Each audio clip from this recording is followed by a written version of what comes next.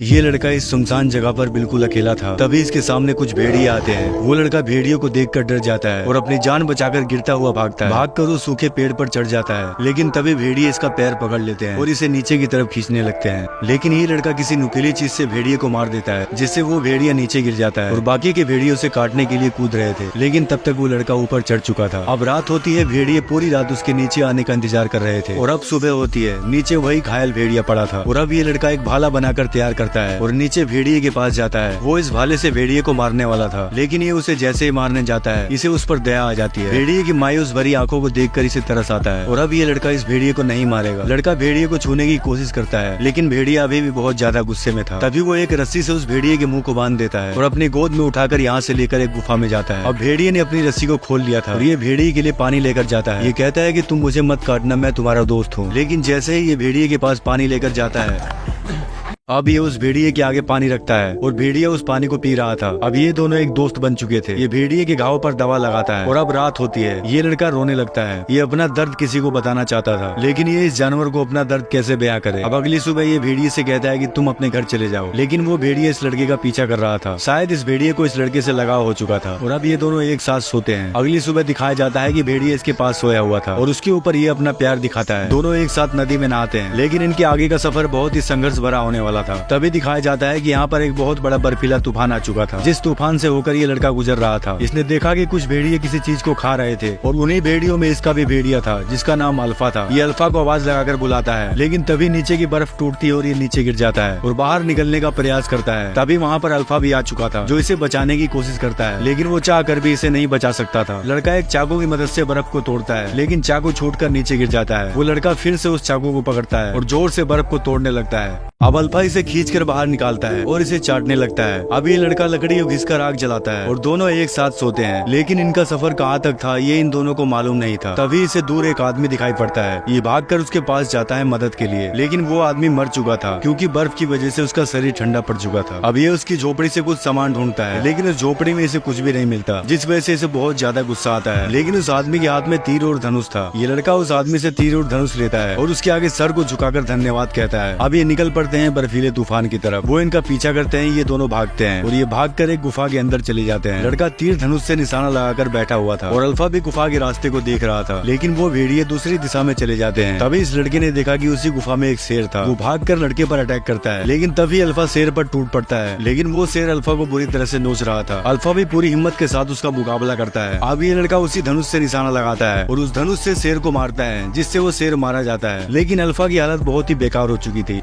अब ये निकल पड़ते हैं आगे की तरफ। अभी इनको लंबा सफर तय करना था, लेकिन अल्फा की तबीयत खराब हो रही थी। इतने बर्फीले तूफान में सफर करना बहुत ही मुश्किल था और आगे चलकर अल्फा नीचे गिर चुका था, क्योंकि इस पर टाइगर ने हमला भी किया था। ये उसे उठाता है और साथ चलने को कहता है, लेकिन इसमें अब इतनी ताकत नहीं बची थी कि वो कदम से कदम मिलाकर चल सके। तभी ये अल्फा को अपनी गोद में उठाता है और सफर को पूरा करता है। अब एक रात वो एक साथ बिताते हैं और फिर से अगली सुबह होती है और ये अल्फा को गोद में लेकर चल रहा था। तभी इसे सामने कुछ दिखाई देता है। शायद यही इसकी मंजिल थी। आखिर वो पहुंच गया अपने लोगों के पास, जिन परिवार वालों ने कभी नहीं सोचा था कि हमारा बेटा वापस लौट कर आएगा, क्योंकि ये परिवार वालों की नजर में मर चुका था। खैर, अब इनका पहला और आखिरी चिराग वापस आ चुका था। परिवार वाले बहुत ही ज्यादा खुश थे और इस सफर को सफल बनाने में इसका पूरा योगदान उस जंगली भेड़िए अल्फा को जाता है, जिसने हर मुसीबत में इसका पूरा साथ दिया। लेकिन उसी रात अल्फा की तबीयत खराब हो जाती है, क्योंकि अल्फा माँ बनने वाली थी और उसी रात अल्फा ने अपने बच्चों को जन्म दिया और अल्फा को एक नया परिवार मिल चुका था।